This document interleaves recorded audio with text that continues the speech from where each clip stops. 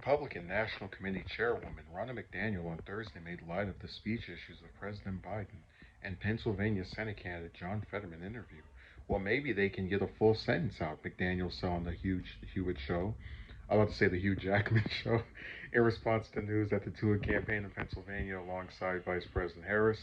Biden, 79, faced criticism due to his occasional flustered speech, while Fetterman, 53, suffered a stroke in May and has dealt with speech and auditory issues throughout his recovery.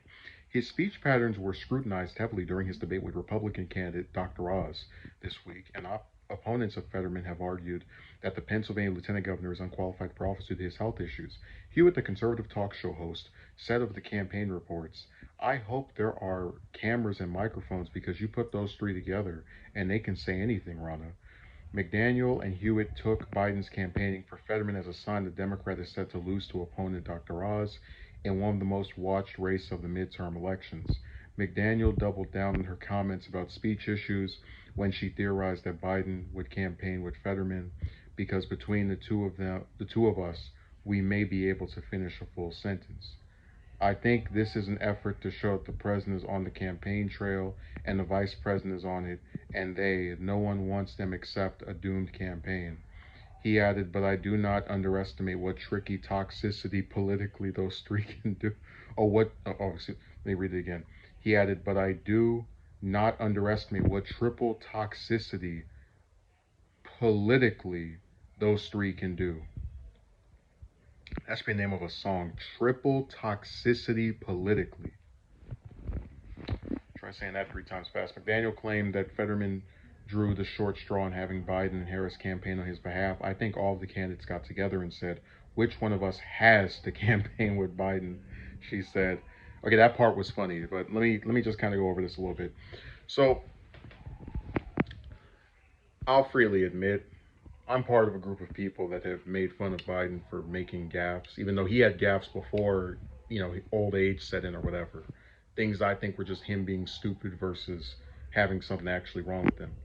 But Fetterman is a young guy. 53 is fairly young in terms of American politics. We've got a lot of senators that are going into their 80s and 70s.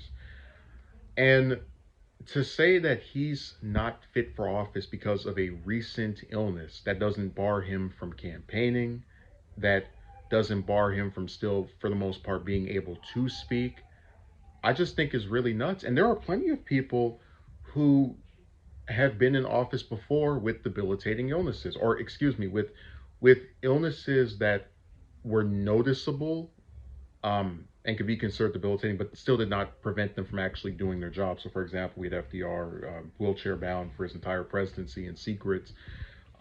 Currently, we have the junior senator from Illinois, Duckworth, who's wheelchair bound as well. The only way you could get me to support making and I have no praise or heavy-handed endorsement of Fetterman other than I just don't like Oz. So it's again one of those things where it's like, I don't like this other person. I have no opinions on Fetterman because I don't know much about him. But the only way you could get me to hopefully support him, the notion that he's unqualified, or excuse me, that his health concerns make him unfit for office, is if he was in a coma. As long as he is coherent and able to respond to things either by speaking or writing, I think he should be given the same fair shake as anybody else. But I just think it's really crazy that, like I expect people on Twitter, YouTube, Reddit, whatever, to be nasty and talk about, oh, this person isn't able to speak that well, or they have some kind of speech issues. Because I've seen them do that with Robert Kennedy Jr., for example, a lot.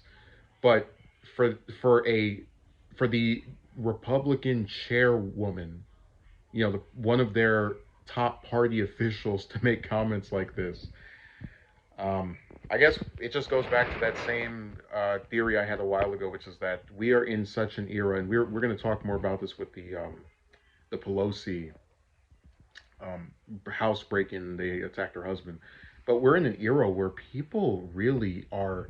It's just no holds bars being in politics. I mean, you can get attacked over things out of your control, like a debilitating illness or an illness that they want to be debilitating so they can use it against you in a campaign. You can get attacked physically, and so can members of your family who aren't even in any position to influence the decisions you make as an office holder. we're just in this era, and I guess we always were in the era of like physical stuff happening, but again, it was usually to the politician themselves. But it just seems like, and I'm not one of these people that just gets caught up on decorum, but I still think there should be some line that's not crossed, because there are politicians that I have liked who've had illnesses, and I don't make fun of them for having illnesses. And usually I never attack public figures over something that is like debilitating with their. I don't know. I just think it's like really tacky, but whatever. The Republicans are going to eat it up. All the voters, they're going to be completely fine with that.